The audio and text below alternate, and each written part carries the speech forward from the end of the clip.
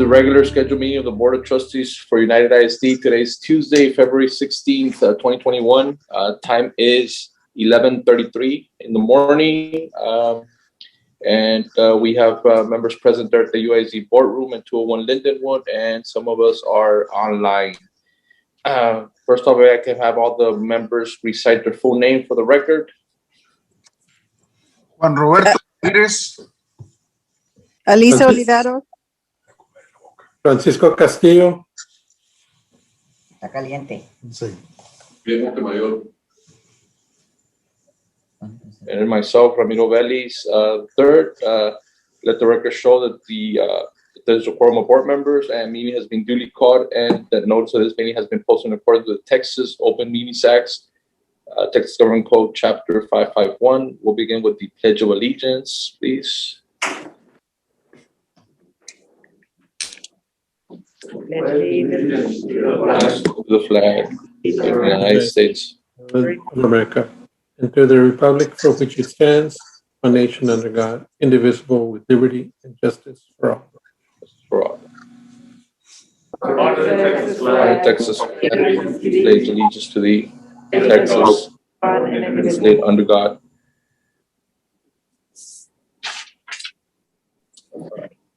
Mrs. Rendon, do we have any public comments for today? None submitted, sir. All right, no public comments submitted. We'll move on to informational items.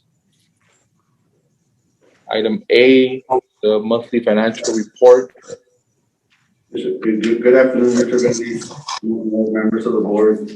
The cash position is of January 31st, 2021 for United ISD. We had $255 million in our portfolio, $146 million, which is roughly 55% of the portfolios in general fund. The other group of funds that represent a significant portion of the portfolio are the construction funds. They come in at about 28.8% of the portfolio at $73 million. We are still at a higher yield than most of the investment opportunities for United ISD. We're at 0.29 overall on our portfolio, and the current pool rate is 0.17%. Our administrative cost ratio is well below what is allowed by TEA. TEA allows 11.05%, and we're at 8.44% on our actual expenditures today. On the financial end, with our financial statements, the current year revenues actual are $227 million. Current year expenditures are $177 million. Tax office report, our collections this month are 79.68%. For our current collections, it's actually going to be a little higher once we get through this first couple of weeks of February. As you all know, the taxpayers had till February the 1st to make their January 31st payment, so that will factor in on our next month's payment. You'll see the collection rate go a little higher. Then the rest of the report, we have all the bids and proposals awarded through January 31st for the purchasing department, and all the grants that have been reviewed, submitted, negotiated, amended are also in this report.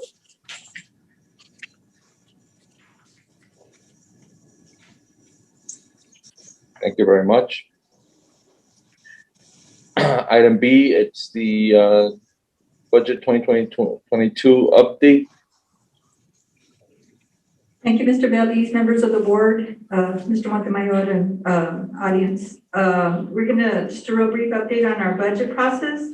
The planning department met with parents during the month of January. They met with the parents affected by the proposed boundary changes for Roberto J. Santos Elementary. And I think there's two items in this agenda that will reflect the boundary changes. The Human Resource Department has issued out the proposed staffing for school year 2022 to all elementary schools, and we'll probably start having meetings with those principals who want to go over their staffing needs. And then on the 87th legislative activity, Governor Abbott had his State of the State address laying out his priorities for the 22-23 biennium budget. Two of the items impacting schools directly were to invest in high-speed broadband to expand access in underserved areas of the state and fully fund House Bill 3 from the last session. So this is good news for schools. Staff will continue to monitor legislative bills that are being filed to see the effect on accountability and finances. So we'll keep on giving you an update. Thank you.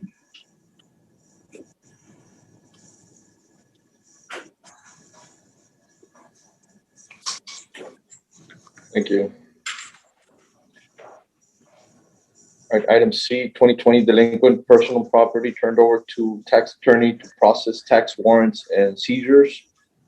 Yes, sir, Mr. Veliz. The district is turning over 2,341 accounts to our delinquent tax attorneys. The total dollar amount is $3,478,901.83.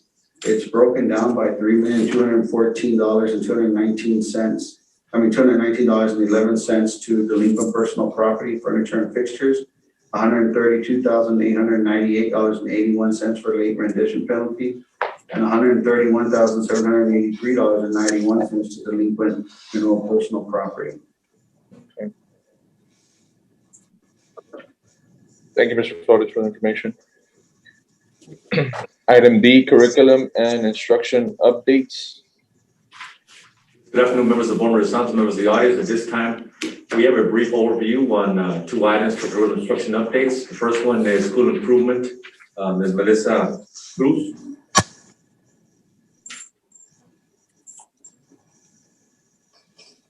Yes, good morning, members, board Morning. members, Mr. Santos, and everybody that's listening in attendance. This morning, I just want to give you a brief overview of the School Improvement Department. First of all, my name is Melissa Cruz. I am the Executive Director for School Improvement. And just wanted to let you know that under School Improvement, we have two other departments. The Section 504 Dyslexia Department, which is under the direct supervision of Marisa Perez. And then we also have the Presidency Education and Parenting Program Department, which is better known as PEP, and that is under the direct supervision of Annette Winch, coordinator. Next slide. The School Improvement Department houses the DCSI, which is the District Coordinator of School Improvement. And so this individual does, which is actually myself, we work as the liaison between the district and the state for any type of submissions to the state, such as the targeted improvement plan. That's something that we work on a yearly basis. The other requirement that we have is we do have to have a district leadership team, also known as our DLP. And again, we meet yearly, about 3 times a year. And so during this time, we create the targeted improvement plan that is required to submit to the state. Under School Improvement, we also do summer school. It is under the direct supervision of School Improvement, but please know that we work with many different departments in order to make sure that we have a complete comprehensive program for summer school. Next slide. Our department also houses 6 collaborative teachers that help 2 schools in their respective content areas. We do pick the schools based on state accountability scores. Presently, this year, we have a middle school collaborative teacher that will help in the area of reading. And then for our elementaries, we are assisting 2 schools in the area of reading, math, writing, science, and this year we added the early childhood reading. So we're primarily concentrating on first grade to assist students. Next slide. Our department also houses our RTI CIP DIP coordinator, which is Dr. Cordelia Nava. Here, we pretty much oversee the district's response to intervention program, better known as the RTI program, which assists any student that may be struggling in any particular area. What we do in this particular committee is we assist them with any intervention that is needed. Our department is also responsible for all campus improvement plans. We make sure to assist our principals in the creation of these plans and give any feedback for any recommendations for improvement.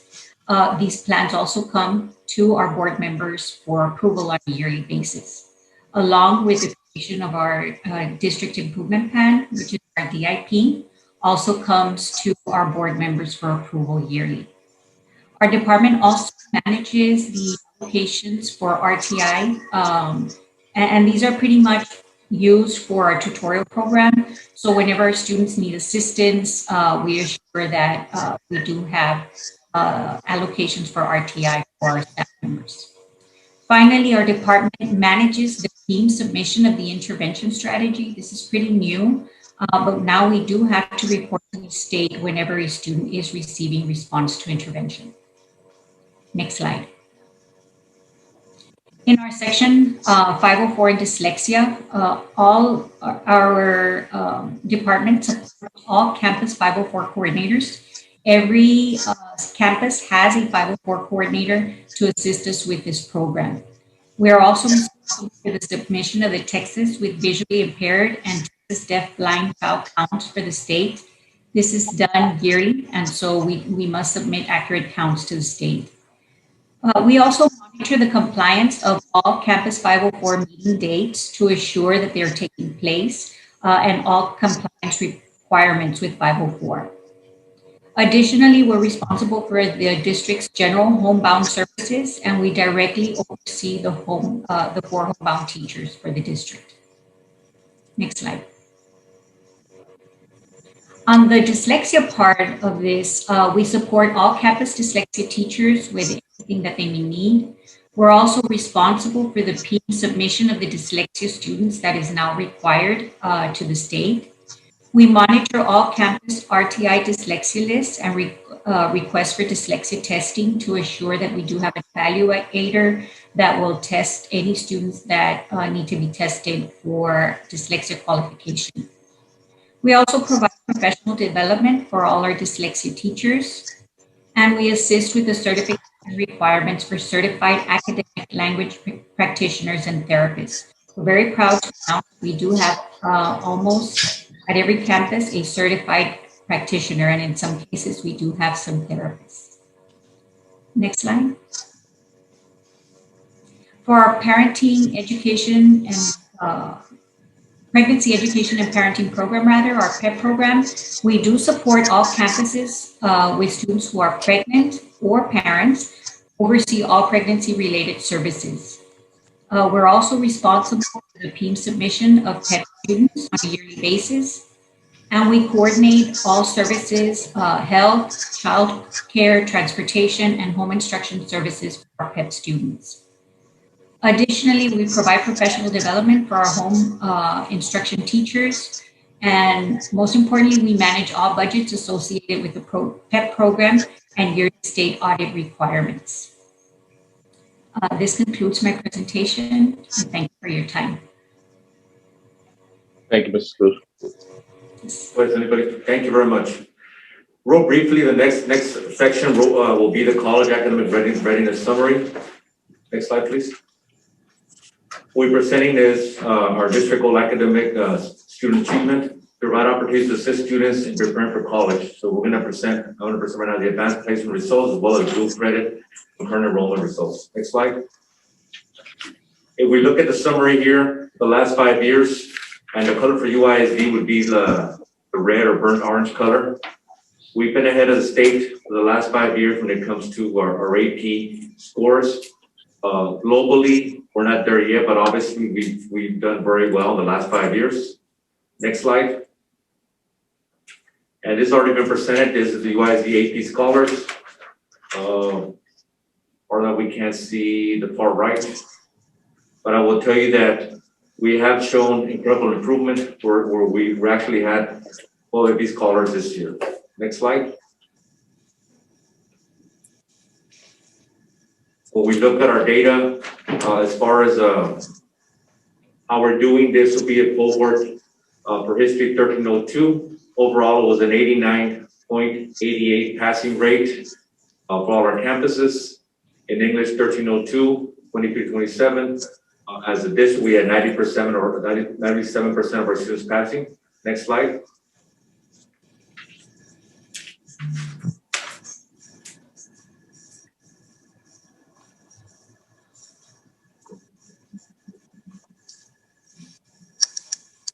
Okay, this one, garnering online dual. These are both our gold credit, our gold program and current enrollment. These are very difficult classes. Overall, in the district, we had 601 students garnering credit, 96.14 passing rate, which is phenomenal because these courses are extreme rigorous classes. The next slide.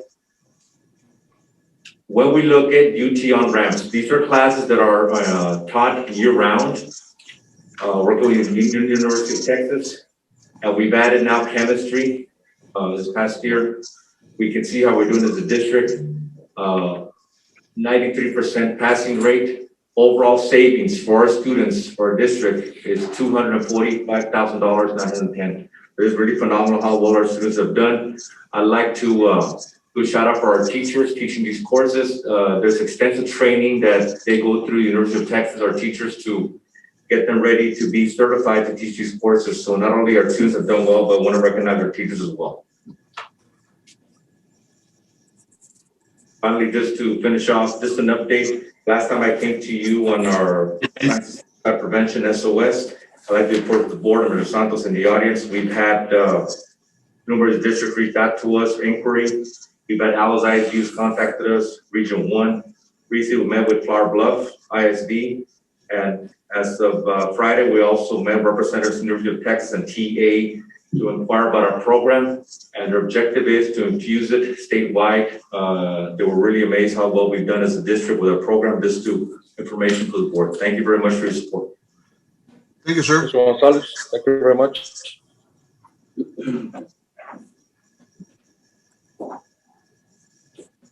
All right, with that, we'll move on to items for individual consideration. Item A, approval of monthly disbursements. Sir, thank you, Mr. Vélez. The Division of Finance has presented the board with the disbursements that happened during the month of January. If anyone has any questions right now, we'll see what we can do to answer them. Right, receive the items. No, I don't believe there's any comments.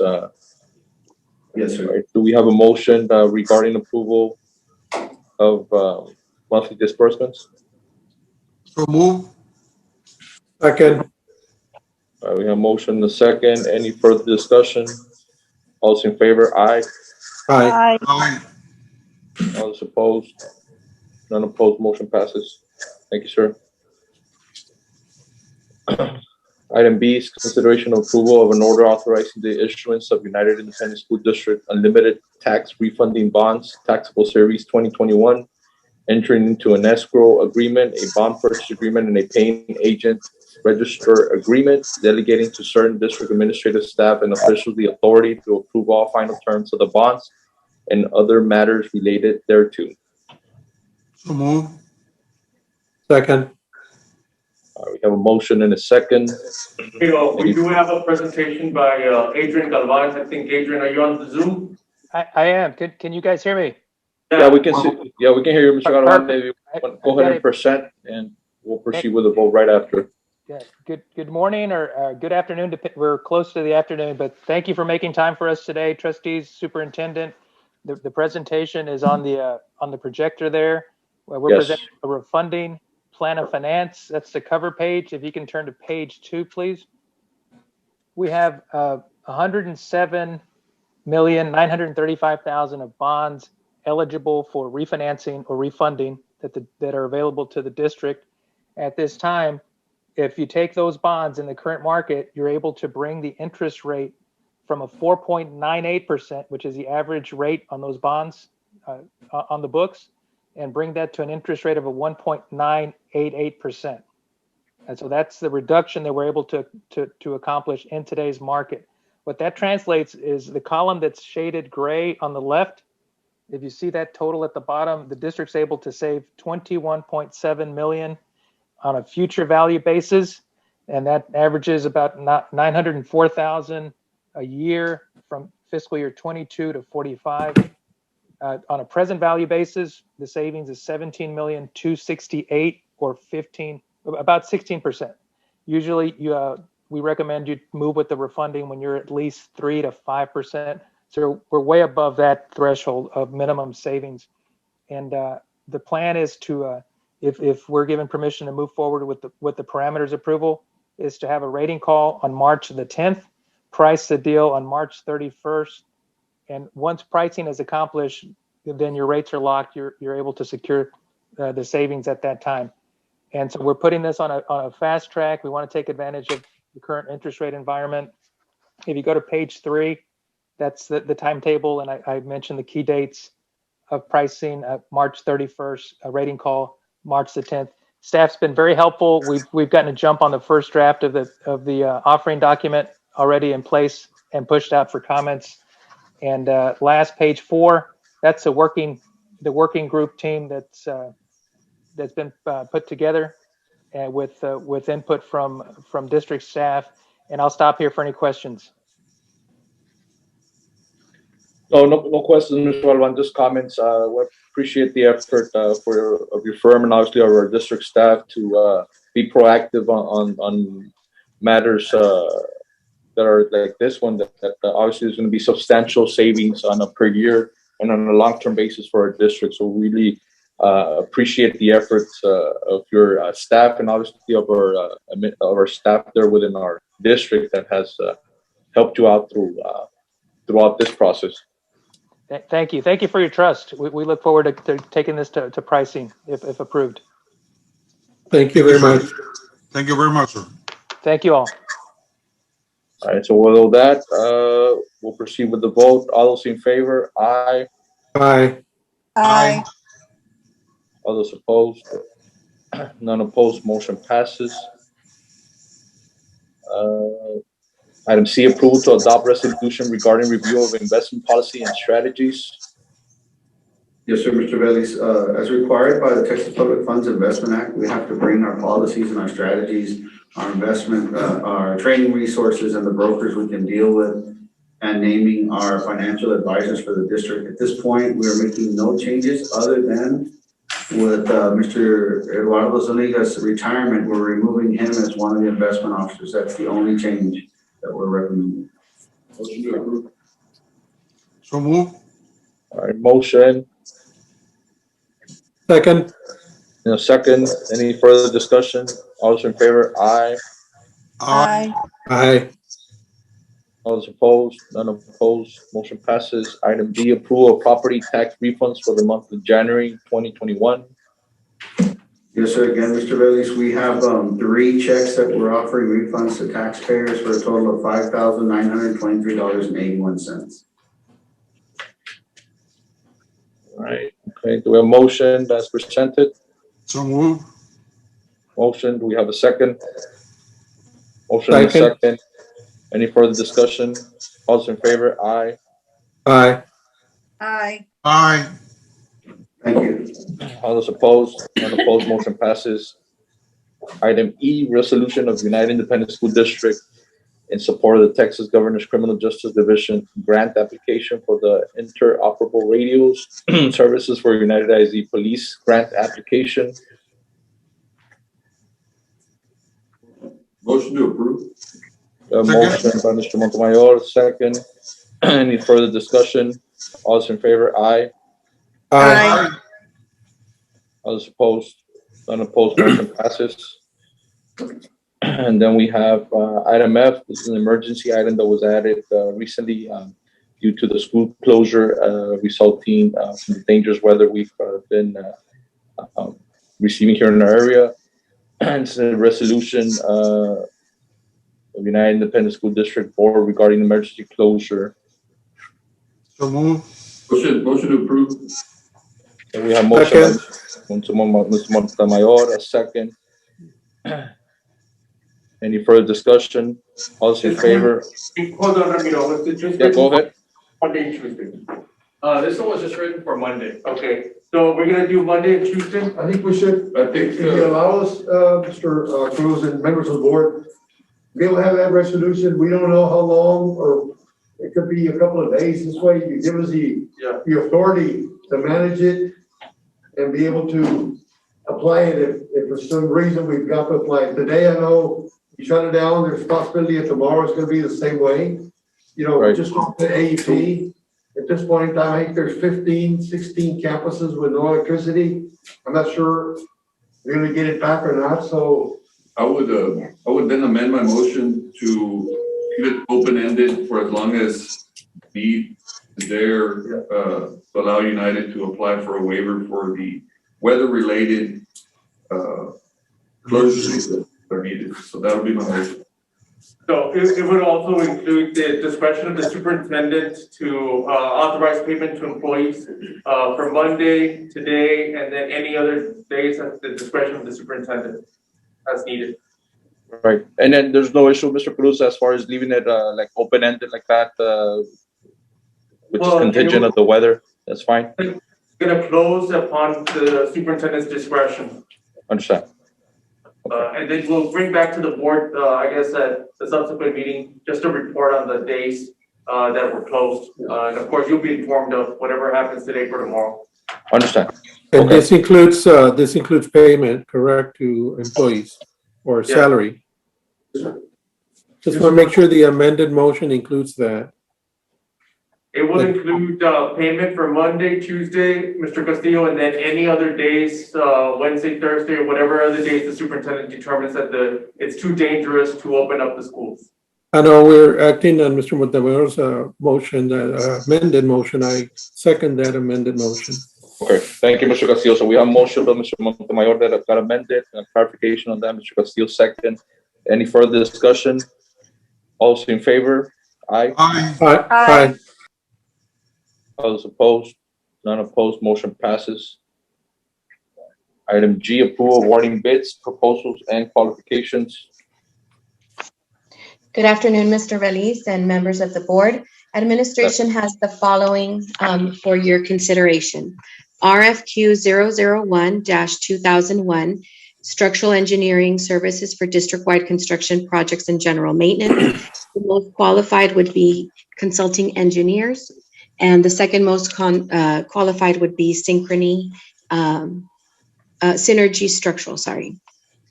RFP 2020-068, E-Rate 24 Network Equipment at various schools. The recommended vendors are as followed. For Section 1, it would be Solid IT at $3 million. I'm sorry, I'm having issues with my computer. $3.8 million. Section 2, the UPSs would be, again, Solid IT at $1,290,739.08. And Section 3, I apologize again, I'm having issues with my computer. Is there a way that you all can go to the summary page here on the agenda? I apologize. Thank you very much. Section 4 would be the training, and it would be at $30,660. And then we have one renewal for your consideration. Thank you. Do you have a motion as presented by Ms. Flores Jackson? Motion to approve as presented. We have a motion. Do we have a second? Second. Motion and a second. Any further discussion? All those in favor? Aye. Aye. Aye. All those opposed? None opposed. Motion passes. Item H, approval of CSP competitive CO proposal as method of procurement for the reconstruction and upgrade of football fields with synthetic turf for all UISD high schools. This one, are we getting some information on this, or? Yes, this is, okay. oh, I'm sorry. Go ahead, Courtney, go ahead. Okay, so this is so that we can go ahead and price out the cost for the 4 football athletic fields at the 4 high school campuses. The previous agenda item that we had brought you last month was for 2 specific schools. So this will allow us to go ahead and get pricing for all 4 schools for synthetic field. Okay. So we can get the pricing. Okay, do we have a motion to approve? Motion. Motion. Second. Motion by Mr. Castillo, second by Ms. Lisa Oliveros. Any further discussion? All those in favor? Aye. Aye. All those opposed? None opposed. Motion passes. Item I, proposed boundary changes for various elementary campuses effective for the 2021-2022 school year. Yes, Mr. Veliz, can you all hear me okay? Yes, sir. Yes, Mr. Garza. Perfect. Thank you. Thank you so much. Mr. Veliz, members of the board, Mr. Santos, members of the audience, we're bringing you today the official approval for the boundary changes. We presented them to the board as an informational item in December. We went ahead and met with the parents virtually. The first time we've ever had that set up before. Although we didn't have as much participation as we've had in the past on a face-to-face situation, but we did have some interaction. I do want to thank both Ms. Oliveros and Mr. Castillo for joining us and participating and interacting with the parents and all the different little issues that came up. Surprisingly, we didn't have that many individuals opposed to the changes. It probably is more of wanting to get back to school feeling that the parents have. And so we are looking at making these recommended changes for the start of the 21-22 school year for the new Santos Elementary School. That is our recommendation. So move. And I want to thank you. I'm sorry. Do we have a second? Second. Yes, and I just want to Motion and thank a second. you. I want to thank you and all the staff that attended these virtual meetings. Some of them were quite lengthy and others were not, but I know everybody took time out of their evening schedule to attend, along with my colleague, Mr. Castillo. So thank you, everyone. Thank you very much also, Mr. Garza and staff, administrators, and everybody who joined in. Thank you, Ms. Oliveros. Enjoyed working with you on this. So I think it'll be something that we want to pursue and continue collaborating. Likewise. All right, thank you. All right, any further discussion? All right, so, and all those in favor, aye. Aye. All those opposed? None opposed, motion passes. Item J will be proposed boundary changes for United Middle and JB Alexander High School effective for the 2021-2022 school year. Mr. Vélez, again, the Yes, corresponding moves for the elementary and the vertical feeders are United Middle and Alexander.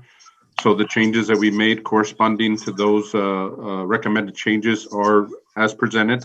As Mr. Castillo and Ms. Oliveros mentioned, the staff was available for any questions, and all of our principals did a fantastic job in easing everybody's stress levels on these particular changes. So as presented in December, there were no changes from that presentation, so we do recommend approval for these changes. So move. Thank you. Second. Motion and second. Bellis, I have a comment. Yes, sir, go ahead.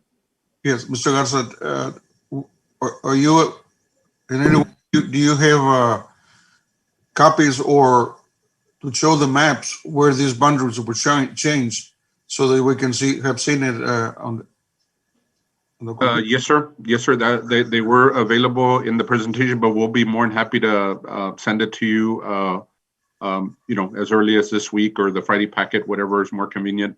The basic changes for the elementary, as you can see here on the screen, is everything in the well, this is the middle school actually.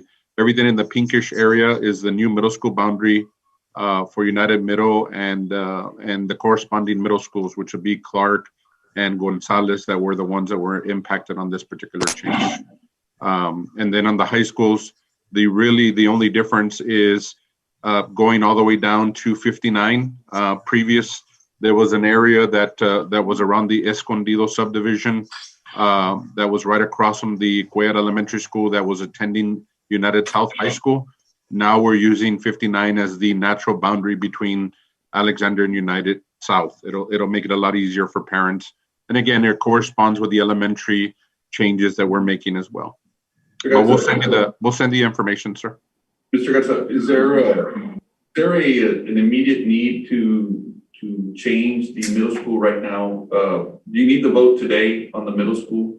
Is there something that needs to be done between now and the start of the school year that you can't wait maybe a couple of weeks? I just want to look at your maps, and only because I'm concerned about Clark Middle and the United Middle student populations. And I mentioned to you in your last presentation that we have a dwindling population in the Clark areas, and I want to make sure that your boundary changes are going to be accommodating to that issue. I don't have a problem with the elementaries or the high schools. I have more of an issue with the middle schools. I just want to look at it really quick on your numbers. I know you did send me some, and I didn't make the presentations, but But if you wouldn't mind holding off on this for. Come back in this coming month? Only on the middle school. I just want to see that. I'm just concerned with the Clark, the Clark Middle. We can do that. I mean, is that We'll provide the whole board a copy of maps and the numbers, and we'll send it on Friday's packet. I'm sure it's not, I think Mr. Garza had assured me last time that the numbers weren't anything significant. Very small. I'm sure that's still the situation. I just want to see it. Mr. Montemayor, I mean, I can withdraw my motion. If you want to look at it, need more time, but maybe the next meeting we can finalize it. I think it's important for everybody concerned, particularly parents, students, administrators to get this done, but I'll withdraw my motion if that's what you need. Just on the middle school, on item number on J. I'll withdraw my motion. I'll withdraw my motion as well. Same would be. Okay, so we'll. Just on J. All right, so on J, Mr. Cruz, do we need to revote on it, or Yes. right? Yeah, there would have to be a motion just to approve the boundary changes for JB Alexander High School effective 21-22 school year. That would be it. All right, just for that one. Mr. Montemayor, do you want to make that motion just for that? I'll make that motion as echoed by our council and move the table it for the April, for the next meeting. Next meeting. All right, so, okay, so OB, we're gonna be tabling the boundary changes for United Middle, but proceeding with the JB Alexander, boundary changes, with today's motion. Yes, sir. All right, do we have a second on that? I second it. Okay, motion a second, further discussion. All those in favor, aye. Aye. Aye. All those opposed, none opposed, motion passes. Item K, second reading of local policies in TASB update 116. Good afternoon, members of the board, members of the audience. We bring before you five policies actually, that we reviewed last month. There are no questions. We are just asking recommendation for approval at the second reading. So moved. Motion, do we have a second? Second. Motion a second. Any further discussion? All those in favor, aye. Aye. Aye. All those opposed, none opposed, motion passes. And finally, item L, first and final reading of policy EIE Local. That's Ms. Lessa.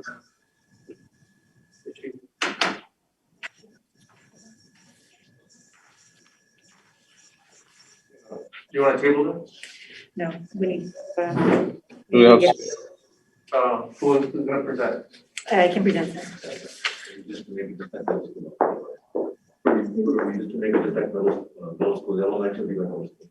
We're just proposing a change to policy EIE Local. We've already run it through TASB, our organization.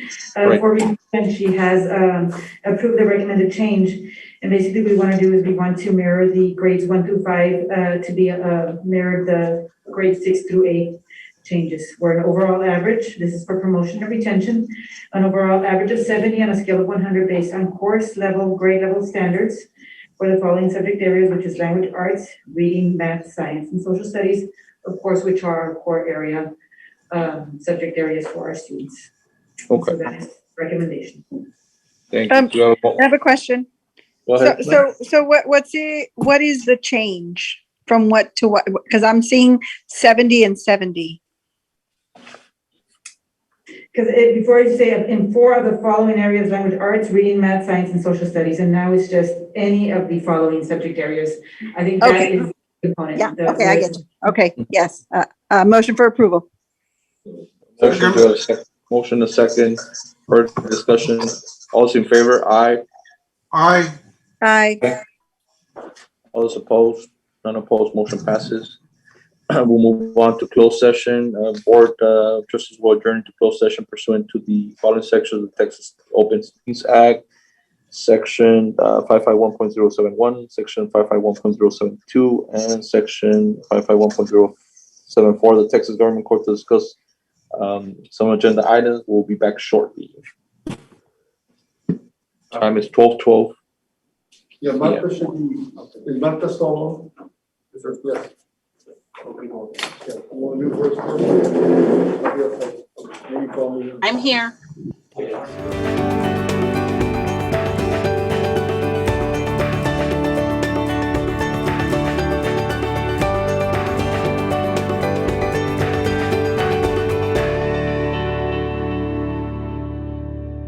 Acá está. All right. Se lo quita. Okay, reconvening from closed session. Time is 1:13 p.m. The board will take appropriate action on items if necessary as discussed in closed session. We have no items to vote on. Final item would be adjournment. Do we have motion to adjourn? So move. Motion to adjourn. Motion, second. Time is 1:13 p.m. We are adjourned. Thank you very much. Good afternoon, everybody. Be safe. Mr. Vélez. Yes, go ahead, Mr. Santos. Just, Rick Rodriguez joined us in closed session. Okay. Yep. All right, so just to note, Mr. Rick Rodriguez was present during closed session and participated in closed session. All right, so 1:13, at this time we are adjourned. Thank you very much.